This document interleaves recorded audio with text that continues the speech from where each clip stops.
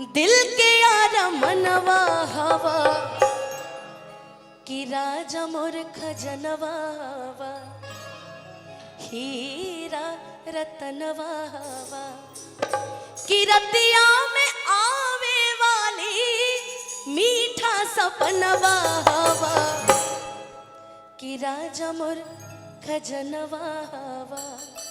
एक चाप के तनी मिजाज में हो जा अकरे बाद रघु तो गया ठीक बा।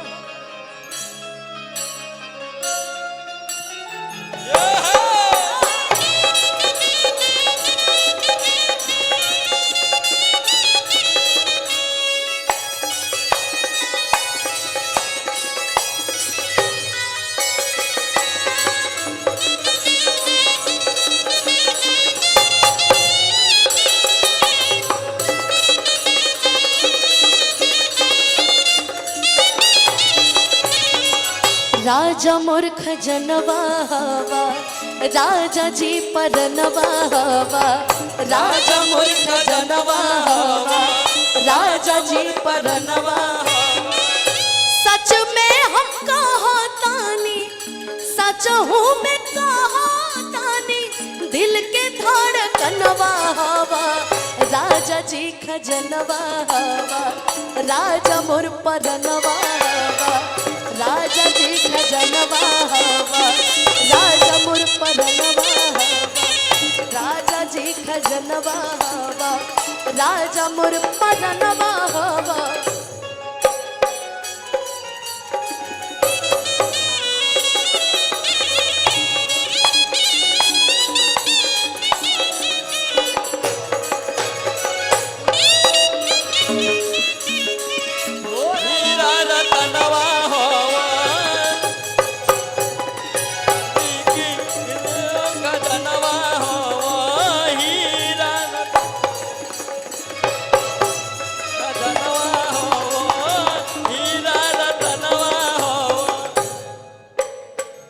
हम कहता नहीं राजा जी खातिर दुनिया जहान हवा जिए के अरमान हवा दुनिया जहान हवा जिए के दुनिया जहान हवा जिए के अरमान हवा दुनिया जहान हवा जिए के अरमान हवा कि रतिया में आवे वाली रतिया में आवे वाली मीठा सपनवा हवा राजा मोर खजनवा हवा राजा जी परनवा हवा राजा मोर खजनवा हीरा रतनवा हवा राजा जी खजनवा हवा हीरा रतनवा हवा। और ये आखिरी लाइन कहे के बाद अखिया नसीला लागे फीका सब ये कराया गे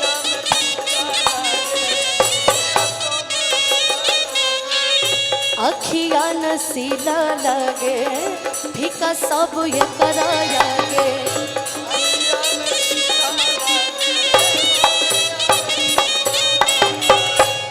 कि अनुपमा के सोचल तू हूँ कि अनुपमा के सोचल तू हूँ अरे आखिरी सपनवा हवा राजा मोर खजनवा हवा राजा जी परनवा हवा राजा मोर खजनवा हवा राजा जी परनवा हवा राजा मोर खजनवा हवा राजा जी परनवा राजा मोर खजनवा हवा राजा हो पर राजा मोर खजनवा हवा राजा जी परनवा हवा राजा मोर खजनवा हवा राजा जी परनवा हवा राजा मोर खजनवा हवा राजा जी परनवा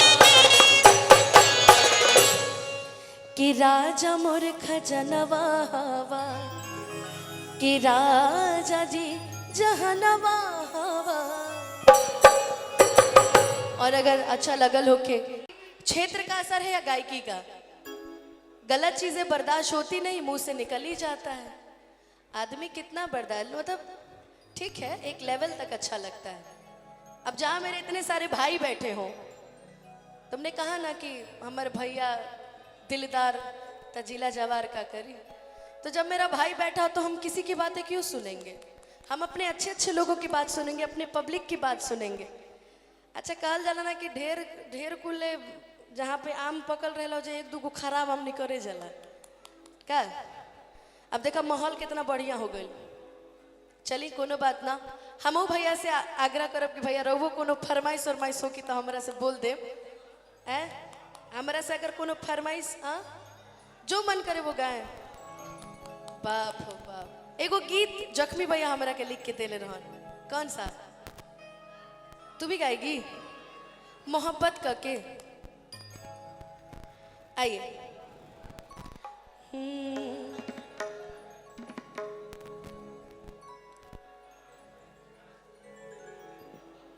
बहुत सुंदर गीत लिख के देले रहन हमरा के ना, हमरा करीना दोनों के लिख के देले रहन।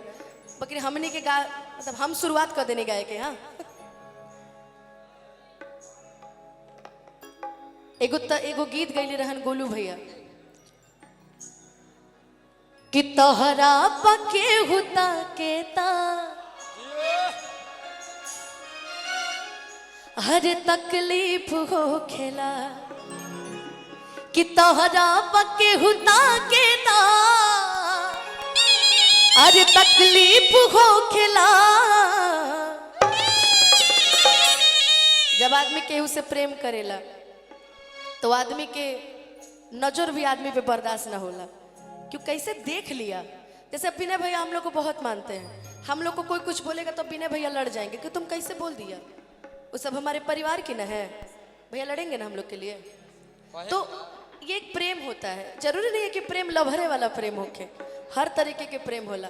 अब हमारे भाई सब हमारा साथे रहे, हमरा के एखनी के बचाव करे के पड़ेला कबो कबो, लेकिन बड़ा सुंदर तू गईले रहो कि कितना मरील दिलवा से,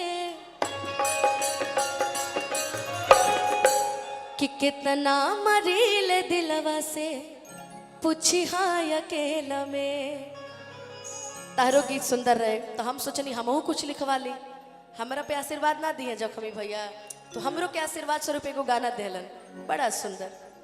लेकिन ओकरा से पहले एगो लाइन कहल चाहब कि जो प्रेम गली में आए नहीं प्रीतम का ठिकाना, क्या जाने कि जिसने कभी प्रेम किया ही नहीं वो प्रेम निभाना, क्या जाने जिसने कभी प्रेम।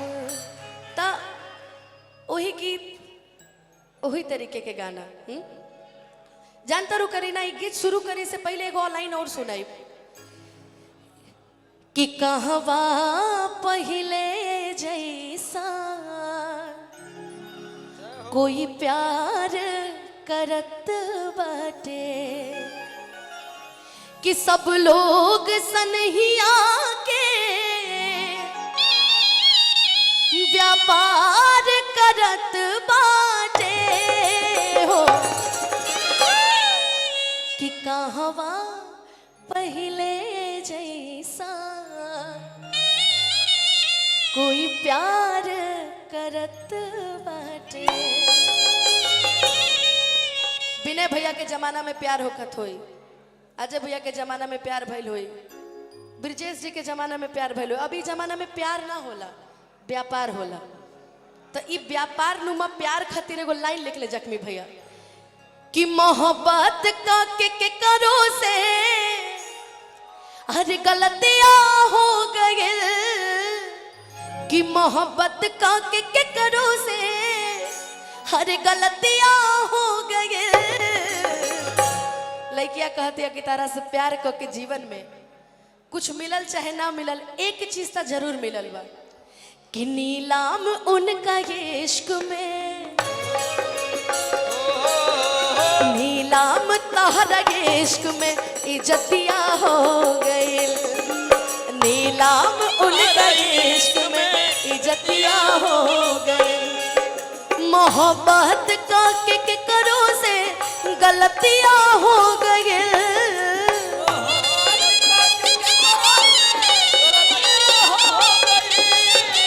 मोहब्बत का के करो से गलतियां हो गई। नीलाम उनका ये इश्क में, नीलाम उनका ये इश्क में इज्जतियां हो गए। नीलाम उनका इश्क में इज्जतियां हो गई। नीलाम उनका इश्क में इज्जतियां हो गई। ये गाना जब हम सुनले रही भैया के मुंह से, जब वो लिखत रहल तो एगो मन में एक और गीत आइल पुरान जमान के, मेरा दिल भी कितना पागल है, ये प्यार तो तुमसे करता है। मेरा दिल भी कितना पागल है, ये प्यार तो तुमसे करता है। पर सामने जब तुम आते हो, पर सामने जब तुम आते हो, कुछ भी कहने से डरता है। ओ मेरे साजन, ओ मेरे साजन, मेरे साजन, मेरे साजन, अतिया नाम हो, तोहरे वादा तोहरा। आगे जख्मी भैया बड़ा दिल के बात लिखली बानी। जननी न घात करी के हुआ तनु यारी में,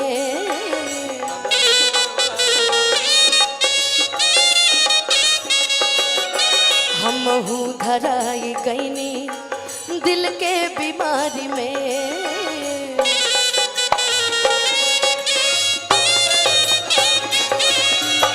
लिखले बड़े कि जननी ना घात करी के हुए तनो यारी में, हम हूँ धराई गईनी दिल के बीमारी में। पगली कहे जमाना रे, पगली कहे जमाना, पगल मतिया हो गए। पगली कहे जमाना, पगल मतिया हो गए। नीलाम उनका इश्क में, नीलाम उनका इश्क में इज्जतियां हो गई। बदनाम उनका इश्क में इज्जतियां हो गई। बदनाम उनका इश्क में इज्जतियां हो गई।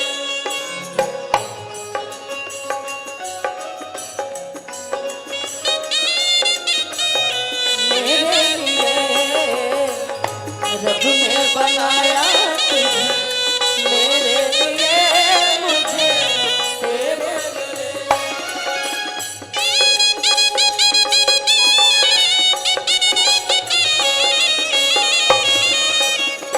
रब ने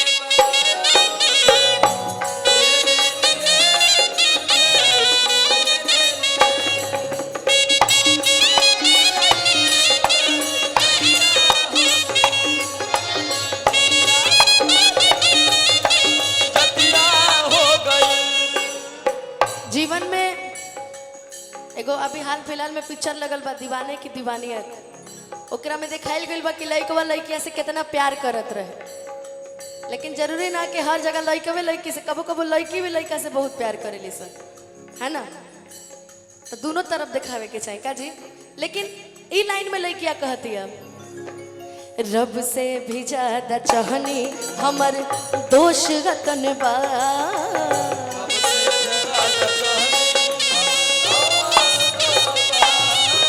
काहे के प्यार कैनी अफसोस रतन बा।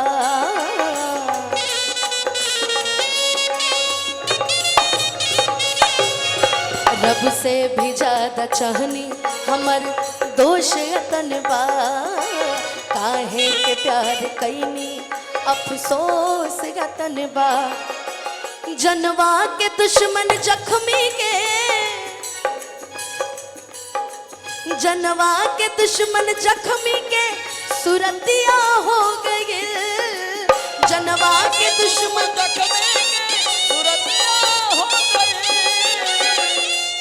अच्छा महोत्सव में भी ये सब होला। वाह वाह वाह। कि जनवा के दुश्मन अनुपमा के सुरतिया हो गए, नीलाम उनका इश्क में, नीलाम उनका इश्क में इज्जतिया हो गए, बदनाम उनका इश्क में इज्जतिया हो गई, बदनाम उनका इश्क में इज्जतिया हो गई, बदनाम उनका इश्क में इज्जतिया हो गई। कि नीलाम उनका इश्क में इज्जतिया हो